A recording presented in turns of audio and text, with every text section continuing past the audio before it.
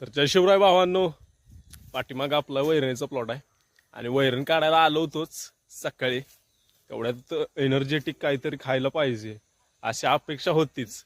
आणि चमत्कार असा बघा की निसर्गामध्ये आलो आणि शेतकरी आहे, त्यामुळे शेतकऱ्याला निसर्ग हा भरभरून देतच असतो. आणि इथं पाठीमागं बघू शकता हे पेरूचं झाड आहे. इथं एक पेरू लागलेला आहे, वरती इथं आहेत 2-3. आणि काम करता करता मला एक सापडलं पेरू. आता ही गावरान ह्याची टेस्ट इतकी खतरनाक आहे. गावरान आहे, पूर्ण गावरान मेवा आहे. हे असे जे गावठी पेरूची झाडं असतात ना, कुठल्याही खतांशिवाय केमिकल विरहित पूर्णपणे नॅचरल गोडवा त्याच्यामध्ये असतो. आणि तो गोडवा फक्त अशी निवडक झाडं जी गावाकडे उरलेली आहेत त्याच्यापासूनच मिळतो.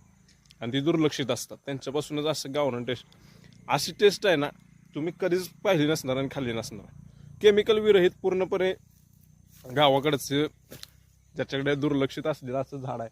किती अडचणीमध्ये झाड आहे बघा हे. आणि त्याचा पेरू मला सापडलेला आहे. इतकी खतरनाक टेस्ट आहे, मी आजपर्यंत अशी टेस्ट कधी पाहिली नव्हती. गावरान एकदम नॅचरल गोडवा, कुठलंही केमिकल नाही, विषमुक्त पेरू आहे.